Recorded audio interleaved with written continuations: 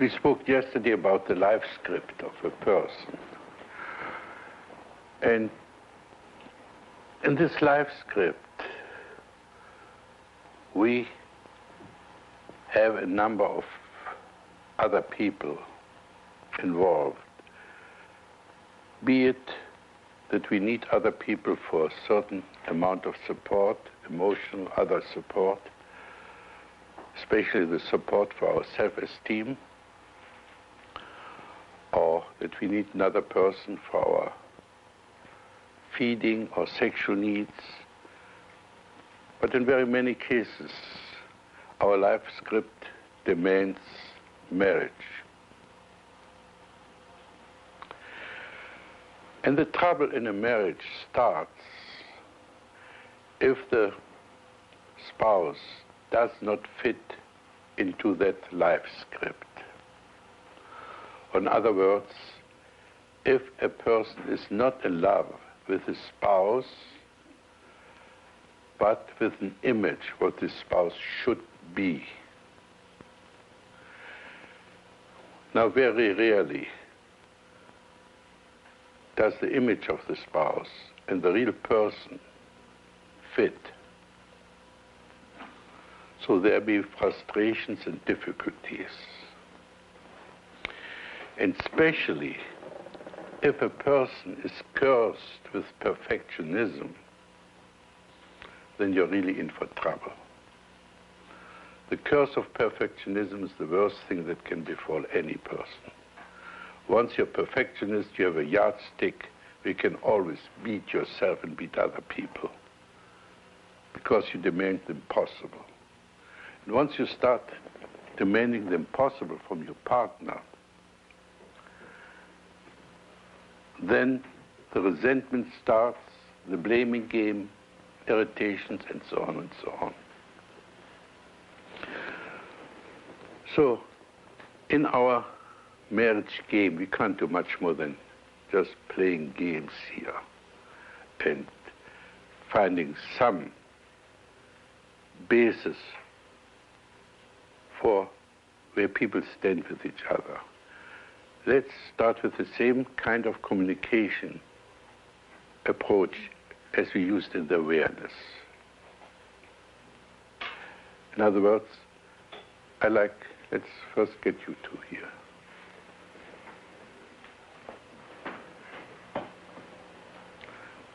Will you face the enemy?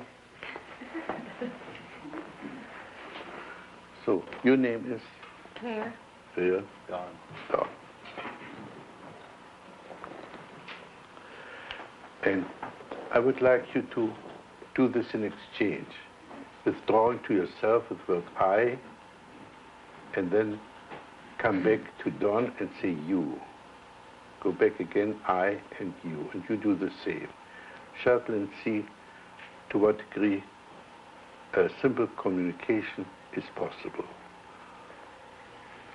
And what we are most interested in, of course, is what kind of communication do you avoid? Because there are plenty of catastrophic expectation. If I tell you what I really think about you, you will not like me, you will leave me, or whatever the catastrophic expectations are.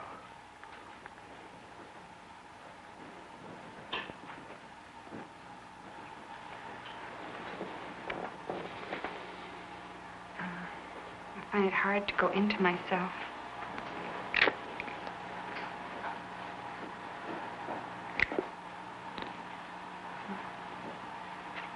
I want to go out to you and assure you that I'm with you. And now, go back again. I go into myself. And I want to be myself, too. I want... Are you aware that you're full of good intentions? I want this. You're not telling us what you're aware of, but what you want. In other words, you're not in the now. You're not telling us what you're doing, but what you want. Okay, Don? I'm back to the clutch in myself here. And I find it's easy to go into myself and more difficult to come to you. And I think I was aware, I am not remembering, but I was aware that when I looked at all the people, I didn't look at you when I sat here before. This is very simple, clear symptom of avoidance. If you avoid looking at another person, means that you're not open. Yeah. You too.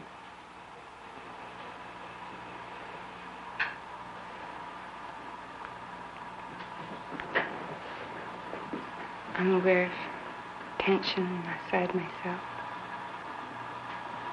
Sort of throbbing.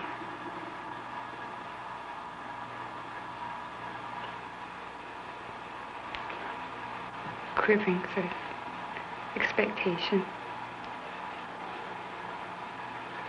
I'm aware of your calm.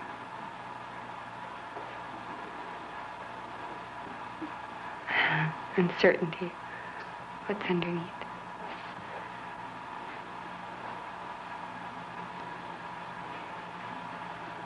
I'm aware of my inadequacy to express myself.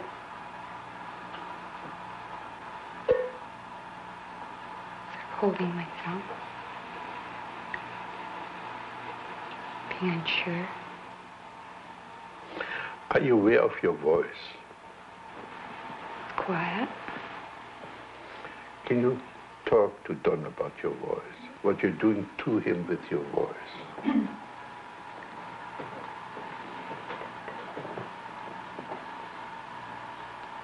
Well, I hope it's not so quiet that you have to strain to hear me.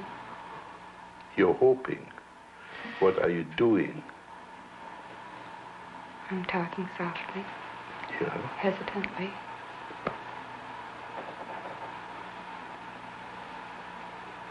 Uncertainly. By the way, this low voice is always a symptom of hidden cruelty. It's one of the best means of torturing other people.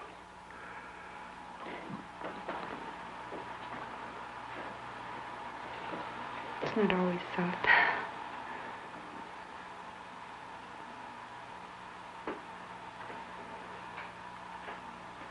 Don? I'm aware that I am calmer now. I think I am calm partly because I feel your uncertainty and your fear. And this places a demand on my being here and present.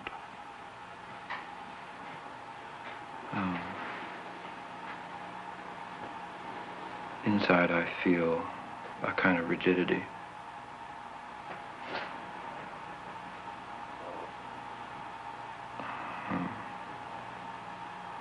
I think I'm trying to say to you.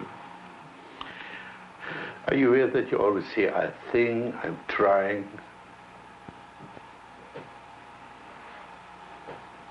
Could you tell us what you're aware of?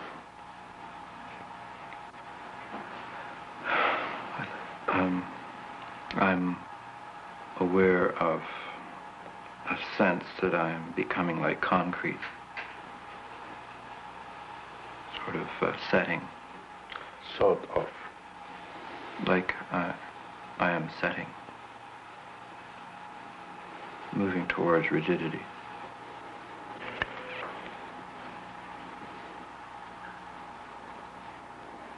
Everything is still.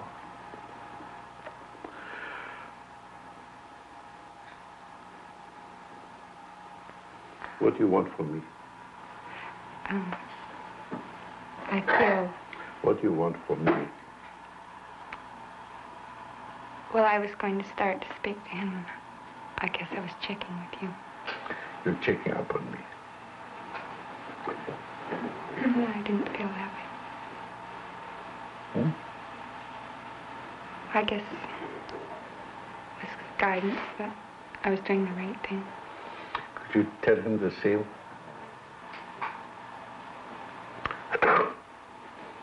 I don't like to tell him the same, that I'm looking to him for guidance. But I realize my attitude has implied that. I was going to say I felt resentful that you became rigid when you felt that I was fearful, that I can handle my own fearfulness. And it made me feel quite strong. Okay, let's have couple number 2. I don't want to go any deeper yet. I just want to get the first idea of how much communication is there across.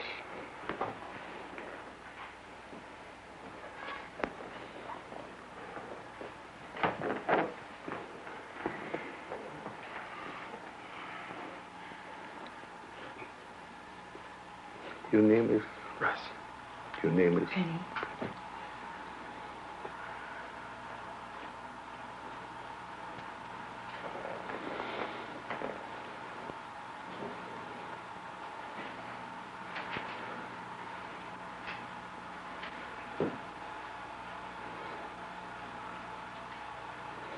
Look once more. The experiment is so simple. I don't mind you to be somewhat rigid about it. First, what am I aware in regard to myself, and what am I aware in regard to you? What am I aware in regard to myself? What am I aware in regard to you? If this is too much of a task, please say so. And we have to deal with your difficulty in comprehending such a simple request. I'm aware that I'm afraid of what you're going to say.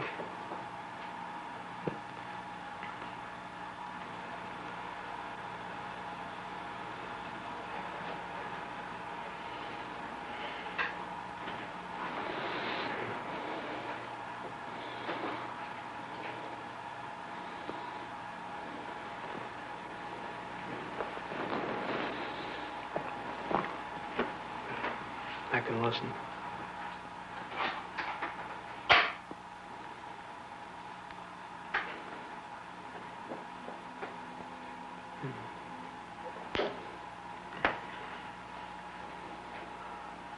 Your turn. I'm aware of the tenseness in my chest. I'm aware of your looking at me very intensely.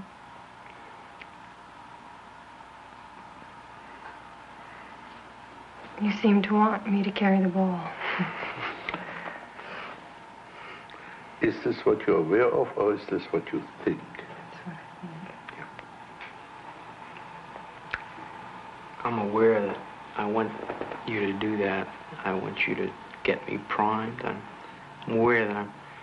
Are you aware of your hands doing this? Now, please try the most difficult task of all. Stick to the obvious.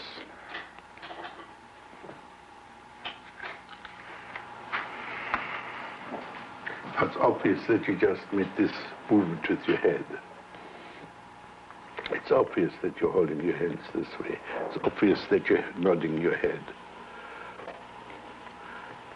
Try to get to the difficult task of simplicity.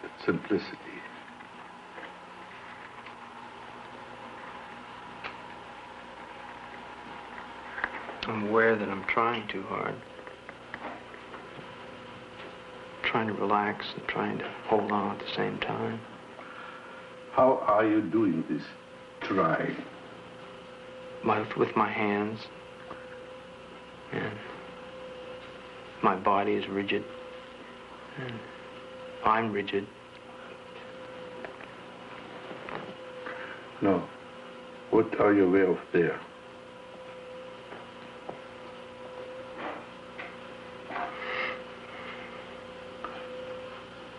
Your hands are saying something. Quietly, softly. You're leaning away from me. No. First time that he sees. Yeah. Now go back to yourself again. You talk, please. I'm aware of the pressure in my right arm. I'm aware that I'm leaning away from you. I feel myself pulling back away from you. I'm afraid of being sucked in. You talk.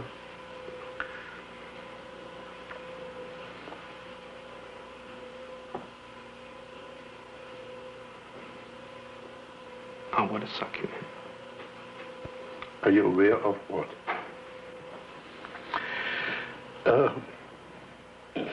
Another difficult moment is that we are very much inclined to do this mind-fucking bit.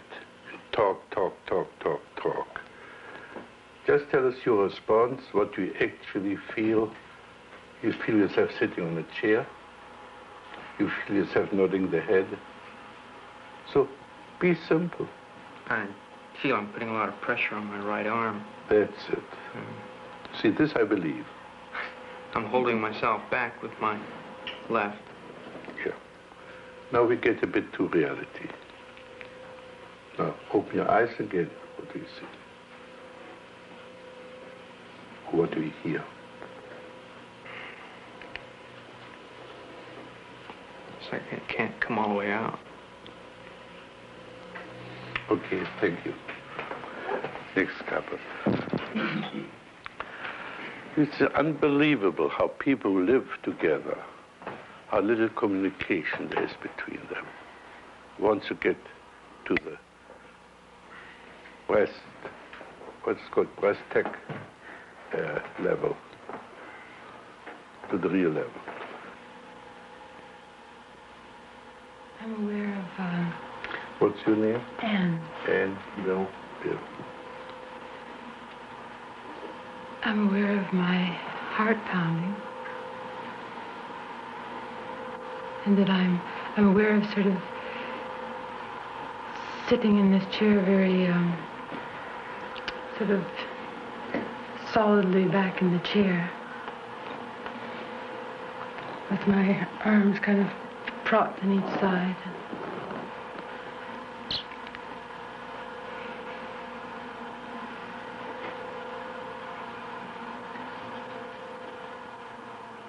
And I'm aware of you looking very intently into my eyes. And breathing more quickly, or at least I'm aware of your breathing.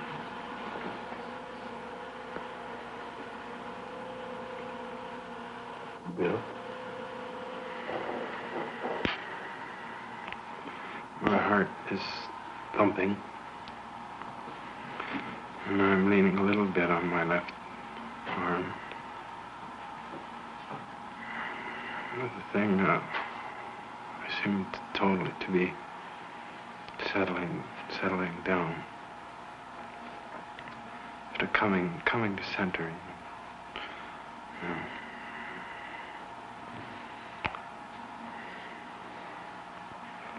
I see you. I see your face is pink. Soft, but a bit tense. I see your right shoulder just very slightly tensed, and Are you aware of what your eyes are doing? they're wandering around. What are you avoiding when you look at her? I'm trying to find myself right now, I think. And I'm not prepared to deal with what's out there until I come back here. Very good. Close your eyes and withdraw. This is a very good example. He's not ready to cope. So here it needs more time for withdrawing into himself and get support from within.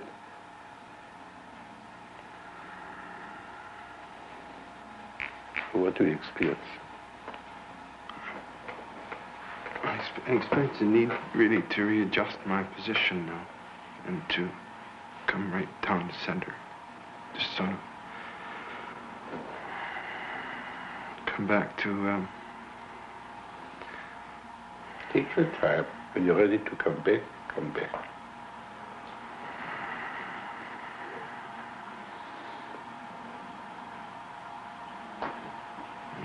I'm experiencing some tension in my knees now. My legs are shaking a bit.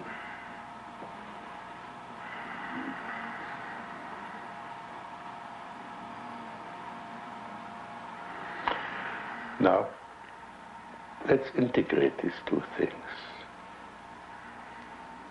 Tell her of your inner experiences. I'm feeling a bit trembling now. I'm feeling a bit uncertain, nervous, twitchy.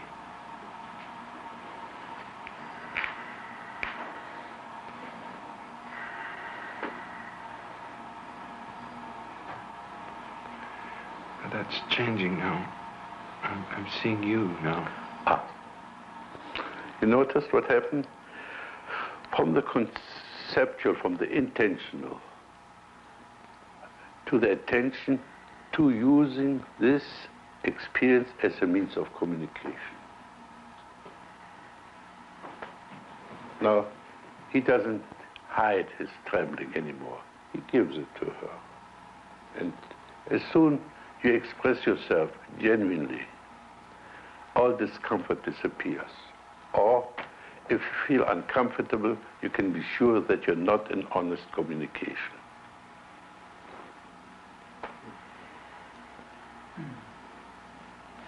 Okay, thank you.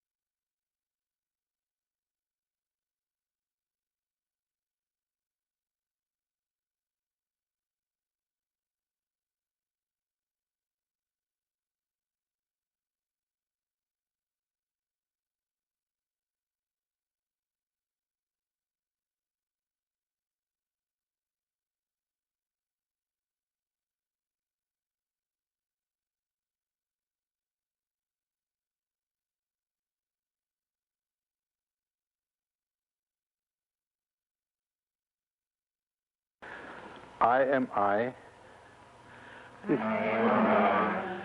And you are you. And you are you. I'm not in this world to live up to your expectations. I'm not in this world to live up to your expectations. And you're not in this world to live up to mine. You're not in this world to live up to mine. I is I. I is I. And you is you. And you is you. Amen.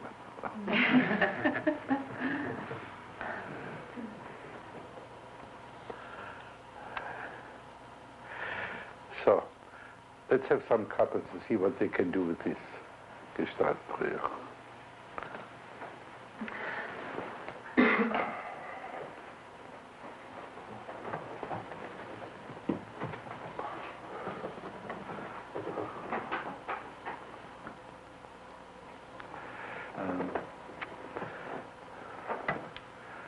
you expect me home every night at 3 o'clock, and I'm not going to be there.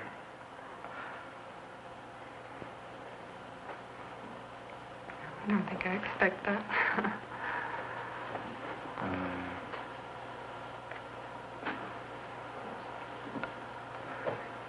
I think you do.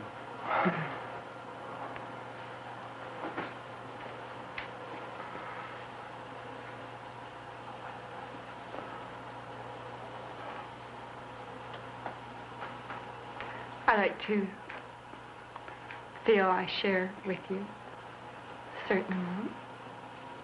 But I sometimes feel you're unwilling to share with me. I really am trying to be I, and perhaps I don't let you be you enough. And the more I try to be I, it doesn't seem to always be enough. It seems I have to be that much more. I never seem to catch up with myself.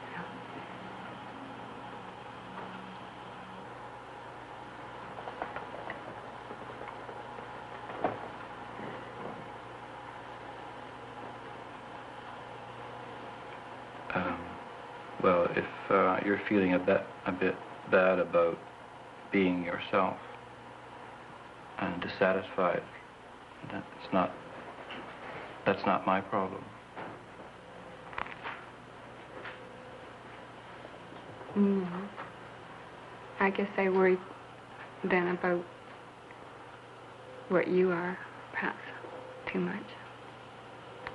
In addition to worrying about where I am. If you're worrying about where I am or what I'm doing. Yeah. Now you see what happened. I gave them a task. And immediately the whole Gestalt approach is thrown out of the window. No more talking about the present experiences. No more talking about what's really happening. Instead of really communicating on the level on which they are, they start the famous mind-fucking game, which finally will end up in the blaming game. Let's try again, but at the same time, stay with the now, always tell the other person your reaction, your thoughts, and the simplest way is to think aloud. As a matter of fact, I guarantee each one of you to become a writer within 6 weeks if they can sit down on the typewriter and write down exactly each word as they think it. It would go like this. Fritz told me I could become a writer in 6 weeks. I don't believe it. I think it's all rubbish. Now what shall I write now? I don't know. I'm stuck. Nothing comes. To hell with Fritz. You know, if you exactly and honestly, just as each word as it appears in your thinking, because thinking is nothing but sub-vocal talking.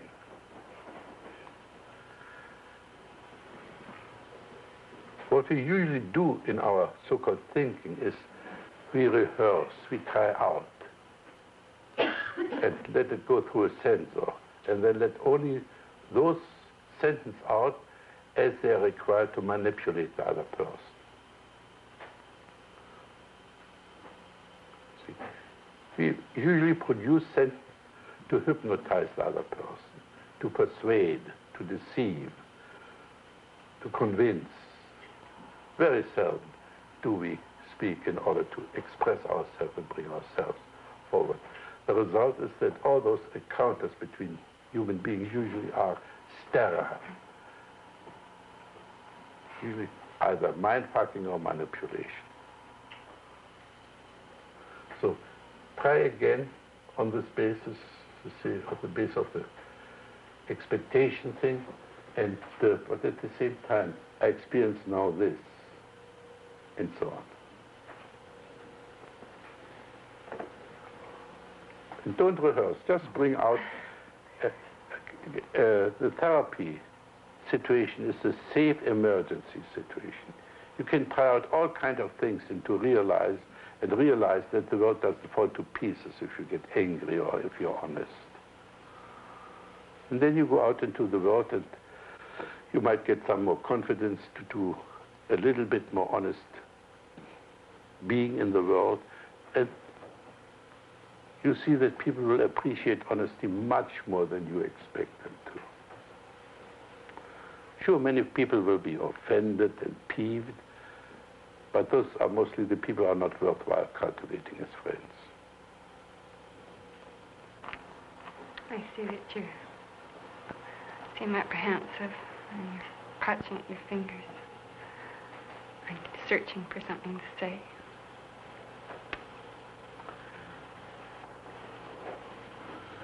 Yeah.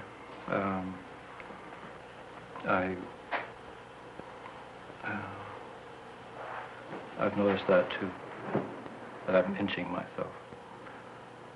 And I've been wondering, well, why am I doing this? Fiddling with my things. Yeah. Now, what a person does on the nonverbal level usually applies to that person which is implicit or explicitly in the thing. If he pinches himself, it means he wants to pinch her. We usually do to ourselves what we want to do to others. So pinch her. That was a gentle pinch.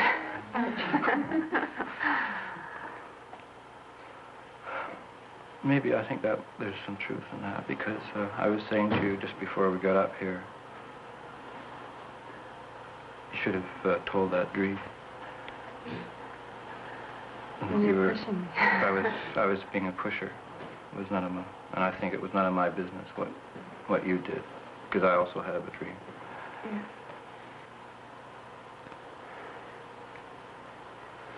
Another most important nonverbal expression is the mask a person is wearing. Now you notice, she is grimacing all the time, and he's always wearing the serious professor face. Talk a bit about, to each other about your faces. What do you see? What do you observe? Well, I like your face, but it does smile a lot, and I think it reflects an uneasiness, and you're trying to do something to people with your smile. He's interpreting her. Well, I agree. And every interpretation, of course, is an interference. You tell the other person what they think, what they feel. They don't let them discover themselves. Well, I think it's quite true. I mask how I feel by smiling. And I don't like to hurt people, or maybe be too honest. Maybe that's... I find you look quite steadily and honestly. Quite quizzical. How don't you like to hurt him? Tell him, I don't like to hurt you by so-and-so.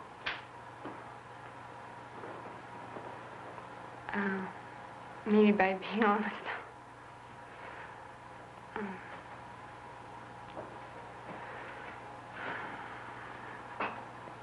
Showing that maybe I'm too dependent, or wanting something that you're unwilling to give. You see, when she stops grimacing, she can be beautiful.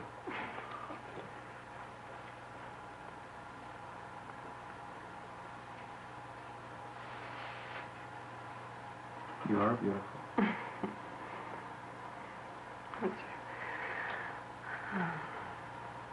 Stops the conversation.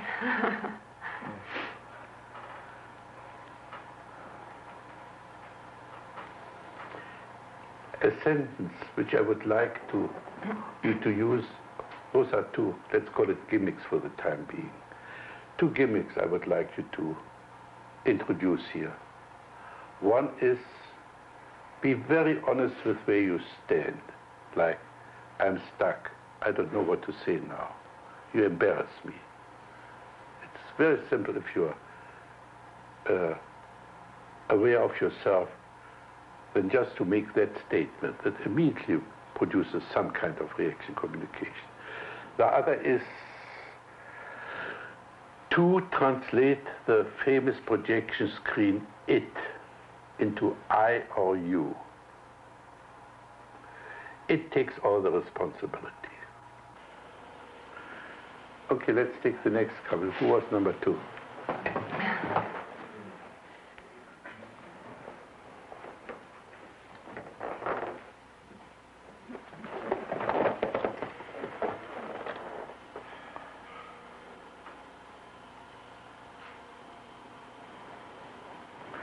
So start also with the Gestalt prayer and then see what you can do with it. You say this to him and you say this to her. I expect you to work. You expect me to work. I expect you to be interested in my interest. You expect me to forget mine. You notice the smirk that came up in her? Just keep your eyes and ears open.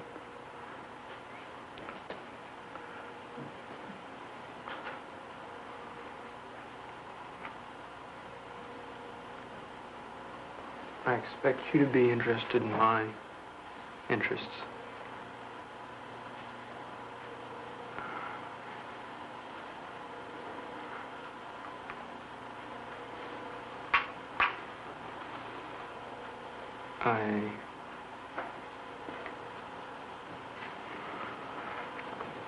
I'm blank.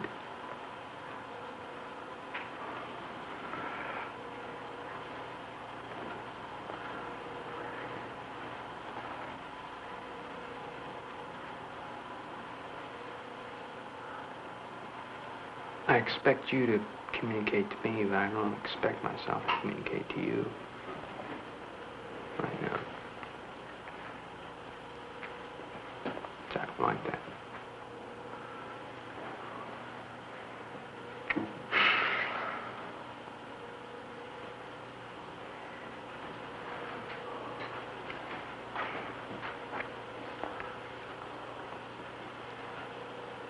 I expect you to have some of the answers, and you expect me to have all of them.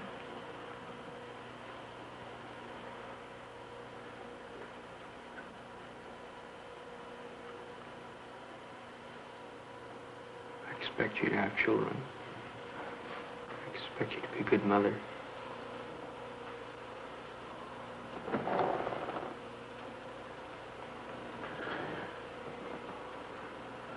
I can see from here whether you're looking at her. Are you? Yeah. Say this again and look at her.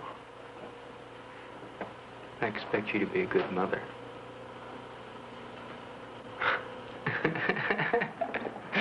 To me.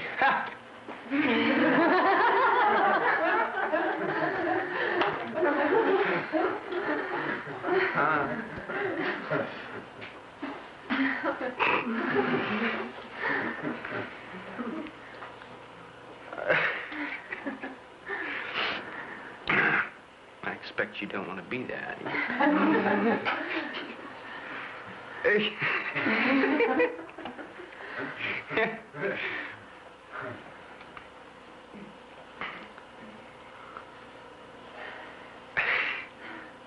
I know you expect that.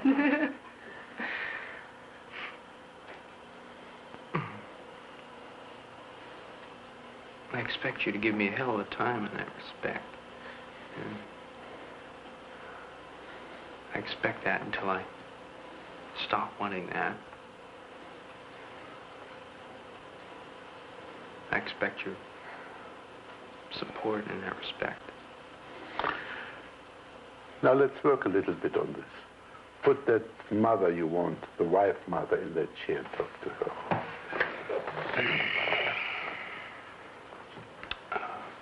I want your support. I want your love. I want your guidance. Okay, now, be this, take seat, and give him all he wants.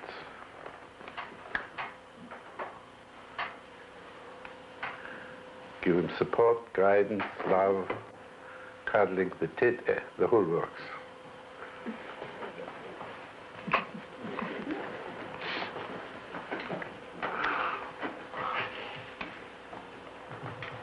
That's not my role.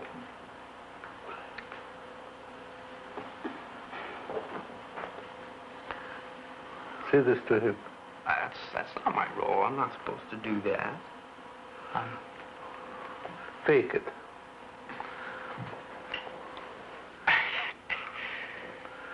At least I expect you to have an image of what you want.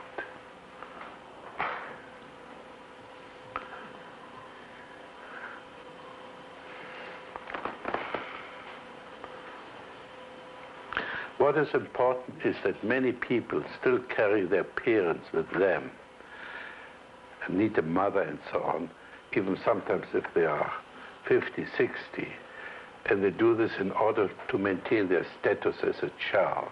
It's part of their reluctance to grow up.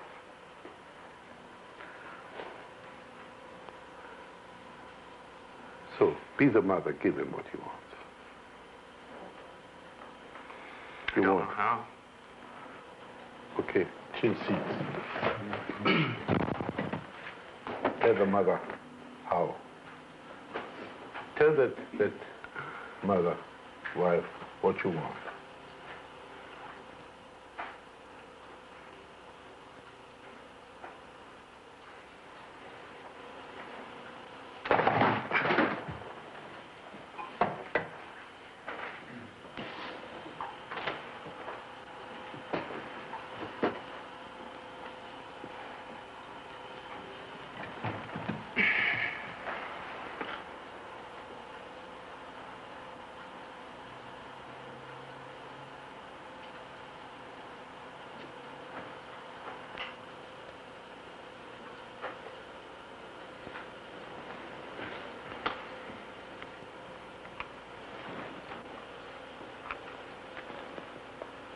What do you experience now?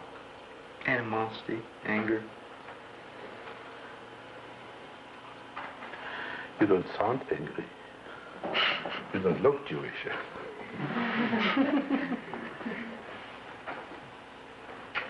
But say this to that mother. I'm angry at you.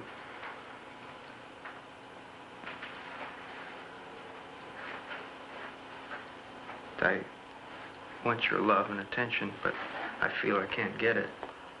Okay, now, kid, take the seat and give him love and attention.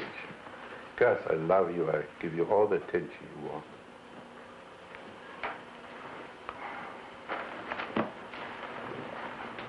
You know I love you, son, but you have to be a man. You can't do those things, and for those things you have to stand on your own feet. You have to be the man of the family.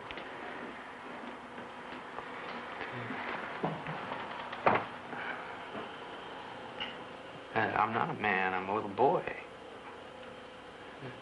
I want the things a little boy wants. Really give him, stuff him with chicken soup.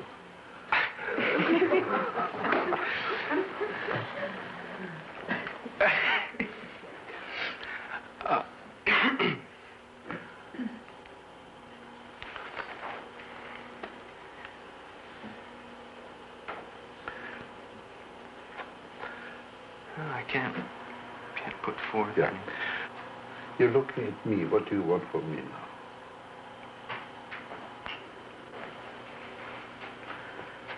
As soon as I asked you, your eyes went away from me. What's going on? Are you into the camera? I'm worried. I'm just not seeing anything.